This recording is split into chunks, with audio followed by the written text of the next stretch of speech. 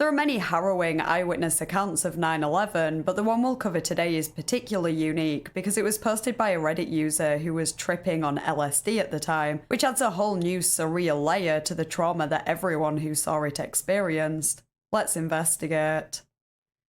If you enjoy internet mysteries and generally disturbing content, feel free to subscribe and turn on notifications for more content like this. If you're interested in supporting the channel, you can become a Ko-fi member or a channel member to gain access to uncut videos and other perks, or you can leave me a tip by clicking the thanks under this video. Thanks to anyone who considers this.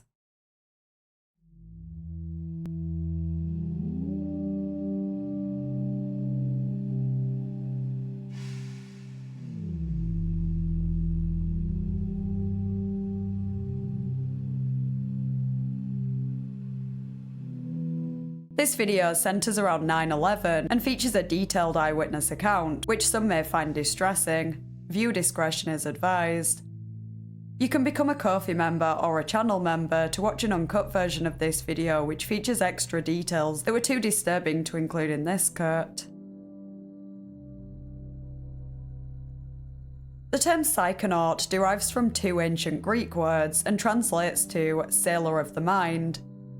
It's often used to describe people who take psychedelic drugs or generally seek out intentionally induced altered states of consciousness with the goal of exploring their own minds and gaining a sense of spiritual awareness and understanding.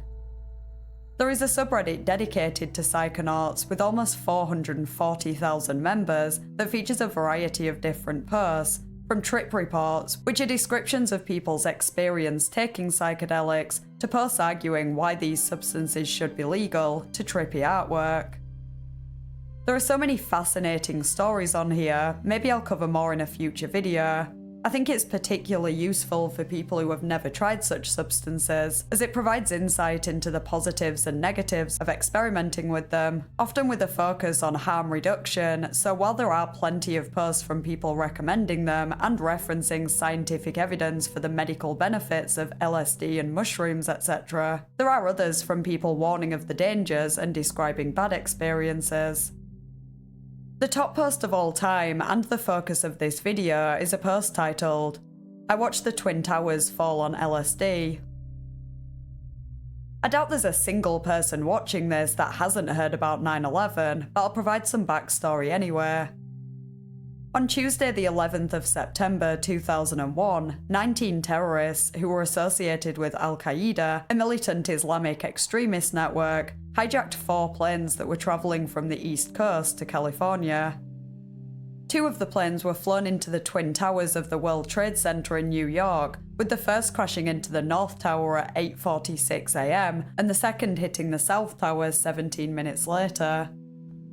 The third and fourth were aimed at buildings in Washington, D.C., but only the third reached its intended destination, the Pentagon, the headquarters of the US military, destroying the western face of the building. The fourth plane was intended to hit a federal government building, but ended up crashing in a field in Pennsylvania after passengers attempted to subdue the hijackers. The Twin Towers collapsed within 2 hours of being hit, causing huge clouds of dust and smoke that engulfed the city. All 246 passengers and crew on the 4 planes were killed, as well as 125 people at the Pentagon and 2,606 people at the Twin Towers, who either died when the planes hit or later due to injuries caused by the attacks. Thousands more were injured, and others later developed illnesses, for example firefighters who had worked in the toxic debris. It's estimated that around 18,000 people developed illnesses as a result of the toxic dust.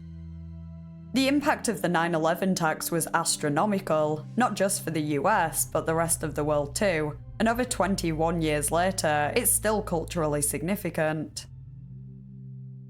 The post we'll cover in this video was shared in January 2020. It's a long post, but I think it's best kept in the OP's own words, as I don't think a summary would do it justice. So here it is. For some background, I was 28 at the time, relatively a healthy male, graduated from a well-known and respected university, and was working for a large aerospace defense company. My experience with drugs prior to this was pretty standard, including the usual marijuana, alcohol, cocaine, and a few classical psychedelics, as well as a variety of research chemicals that were starting to become a little more well known at the time. No habitual use of anything, and my psychedelic trips were spread out over about 13 years. This was probably around trip number 20 for me, about half of those being LSD. Set. Overall pretty happy. Had recently started an exciting new job. I was visiting some friends in Brooklyn for the week. No serious responsibilities hanging over my head, no stress at all. Ideal set. Setting. Friend's apartment in Brooklyn Heights. I dosed along with my friend who will be named John and our friend Tim who was also present. Tim took mescaline sulfate. John and I both took LSD. Both drugs were obtained from an extremely reliable source. There was no question about the identity of the chemicals. Those of you around the Berkeley area from 93 to 99 could probably make a very educated guess as to the source. I arrived in Brooklyn on Sunday, September 9th, 2001. I got in pretty late and went to sleep soon after. We knew we were tripping the next day, so we wanted a good night's sleep in preparation. The next day, 9/10, was also mostly spent in preparation. It was Tim's first trip and he wanted to do the whole 9 yards of preparing. Meditation, fruits and vegetables, exercise, you name it. It was a pretty nice day and overall very relaxing. We were planning to take our doses at 11 PM that night, which is something of a ritual for us. I've never been one to put that much into my pre-trip, but I was planning on taking a fairly large dose, so I joined him, as did John. The only other drug we ingested that day was marijuana. We all napped from about 5 PM to 9 PM, then showered and did our final preparations. I won't go into great depth for the first part of the trip, because that's not what was important about this trip. It went very smoothly. It may have been the quickest come-up I've had to date. I had beams of energy shooting out of my knees within 20 minutes. By midnight, an hour after dosing, John and I were both flying, sketching out mock blueprints for ridiculous inventions. The main one that stuck with me was a toaster that butters your bread as it's toasted, resulting in optimal caramelization of the solids in the butter. At this point, Tim still wasn't feeling much of anything. This is to be expected with mescaline. Soon enough, he was violently retching in the bathroom, and John and I went up to the roof to give him some space, as well as to avoid having to hear his heaving. Sometime around 1, Tim stumbled onto the roof from the stairwell with the wildest grin on his face and the largest pupils I have ever seen. He was utterly astounded by the sheer beauty of what he was seeing. We tripped off the view of the Manhattan skyline for a while and went back downstairs to listen to some music. Eventually, at around 6 AM on September the 11th, our trip started to slow down a bit. John and I each took another 2 drops of LSD. Tim wanted a drop of acid too, but we dissuaded him and said that if he wanted to keep going, he should take more mescaline. At about 7:30 AM on September the 11th, we really started to enter a new dimension. The feeling of coming up while coming down is incredibly strange and difficult to describe. It literally felt like being physically pulled in 2 directions, and each side was being pulled from opposite ends of the universe. We wandered up to the roof and laid down, staring at the sky. It was warm, beautifully sunny, and I felt as though I could feel the whole city waking up, getting ready to go to work, enjoying the sunshine and slight breeze. I felt a strong sense of community with millions of people I had never met. I felt that since we were all experiencing this beautiful day, we were all one entity, sharing this divine, orgasmic pleasure of sunshine and calm. This feeling was about to be shattered, totally annihilated, and replaced with the purest form of terror I have ever known or ever will know. Their apartment was in Brooklyn Heights, so being on the roof allowed for an incredible view of the Manhattan skyline, in particular the downtown financial district area. For those of you unfamiliar with the area, we had a direct line of sight across the East River to the World Trade Center. Although we had spent plenty of time staring at it overnight, playing with the lights and bouncing tracers around our fields of vision, we were now laying on our backs.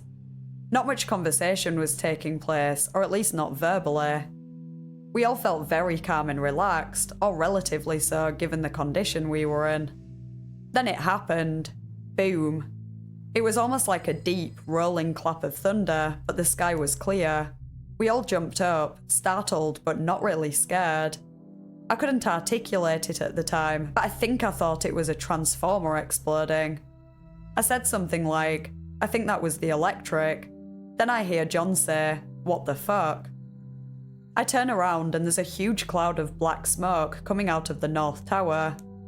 At the time, it was rippling purple and dark emerald green, creating all sorts of rapidly twisting and changing forms. Animals, geometric patterns, faces, you name it. We didn't know what to make of it. Among the three of us, there was this brief moment of disbelief. Considering the large doses of drugs we were on, we all had to confirm with each other that what we were seeing was actually there. The idea of a transformer exploding was still bouncing around my head, and I think I suggested that maybe it was an electrical explosion. John suggested it might have been a bomb, given the fact that there had already been a bombing attempt. Tim and I both thought it was too high up to have been a bomb. By now, several other people had come onto the roof, and on the streets there were clumps of people gathered at places where they could view the towers. I could instantly read and feel each individual's expression, from bewilderment to astonishment to fear. It was like flipping through a Rolodex of emotions. Suddenly, there was a commotion. People started pointing out towards the towers as if something was happening. I looked up, and as soon as I did, the second plane came crashing through the South Tower. It exploded out the other side in insanely vibrant oranges, reds, and yellows. I sort of went tunnel vision on the explosion. It became all-encompassing. I could almost feel the radiant heat as if I was surrounded by the fireball. I began to comprehend what was happening, that this was no accident, this was an attack. The understanding of the situation came as a physical feeling. Throughout my whole body, I realised I had just watched at least dozens of people die, if not hundreds. Then the screams. This is the part that has stuck with me the most, and I will never forget this. Immediately after the second plane blew through the other side of the South Tower, the screams erupted. I've never heard so many people scream at once. It was as if the entire city was screaming in unison. Most of the surrounding rooftops were filled with people, as were the streets below. They all screamed. It pierced my very soul. It caused physical pain as the screams became one, warping and modulating and expanding across the galaxy. Every living being screamed at that moment.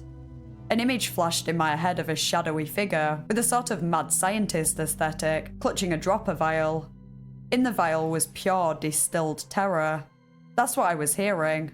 There was no more amazement, no more questioning of what was happening, not even confusion, just pure terror. When I came out of this state, all I could hear was sirens and sobbing. Everyone who wasn't silent, mouth agape, was crying. Tim, John, and I said nothing. We just exchanged looks of disbelief. None of us could articulate a thing at that moment, but it was clear to each of us that we had all just witnessed an event of immense impact and importance. None of us said a word. We just stood and watched the towers burn, the massive cloud of smoke expanding across the horizon, taking on all types of evil, twisted shapes. This was the most awful thing we ever witnessed, without a doubt, until an hour later. It felt like eons had passed since we saw the second plane hit, but around 10 AM, the second tower, the one we watched absorb a plane and spit it out the opposite side in a ball of flames, collapsed. Again, the screams. This was beyond all comprehension. We watched that building turn to dust before our very eyes. This massive structure of concrete and steel just gone within seconds. 1 minute it was there, the next minute it was tumbling, crystallizing, and then shattering and crystallizing, then shattering hundreds of times as it went.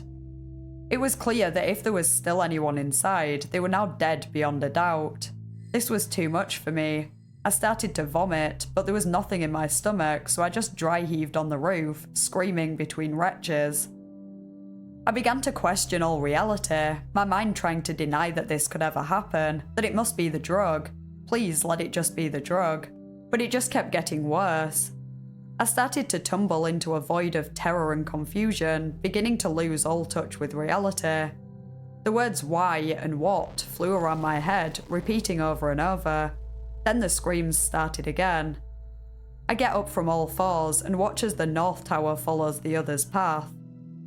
This one appeared to be more like crumbling marble, glittering white and crumbling into billions of pieces, as if watching a marble temple age tens of thousands of years within seconds.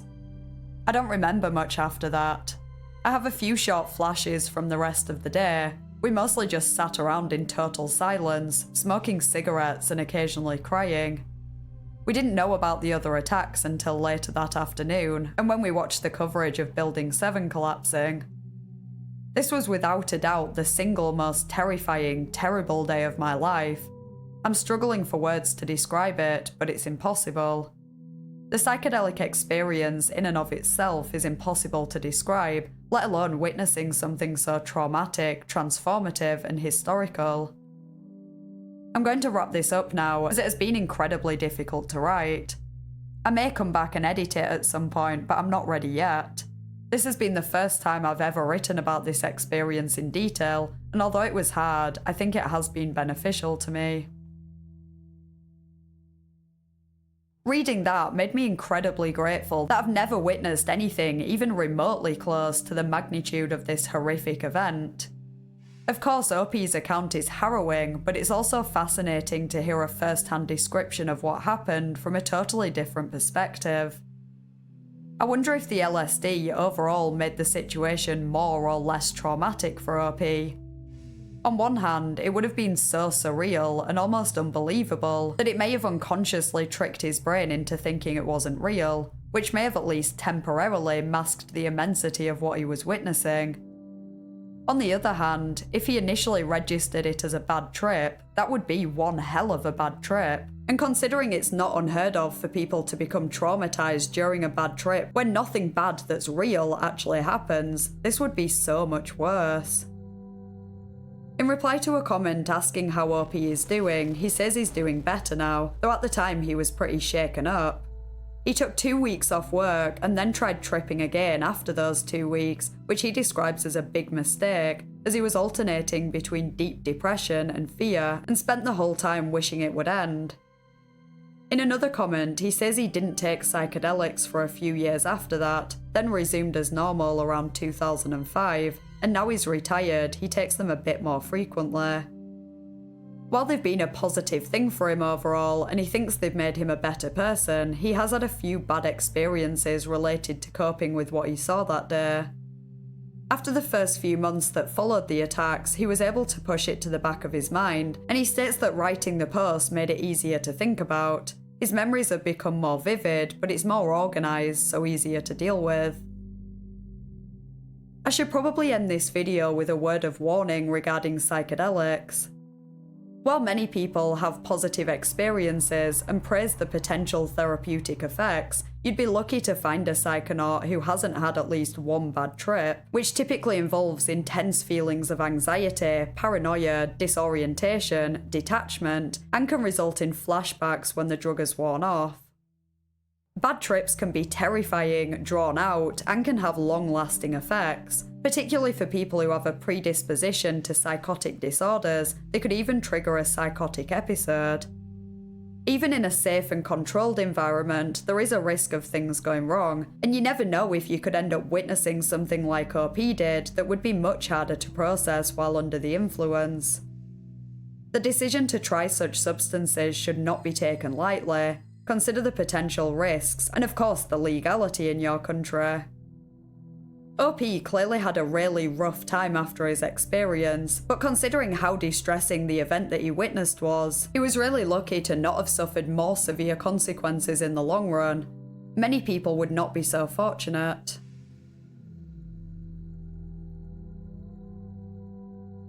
I'd be interested to hear your thoughts in the comments, plus any other Reddit stories you'd like me to cover in the future. If you enjoyed the video, please consider liking and subscribing. Huge thank you to my Ko-fi members and channel members whose names are on screen now. I really appreciate your support. Thanks for watching, and I'll see you next Thursday in a new video.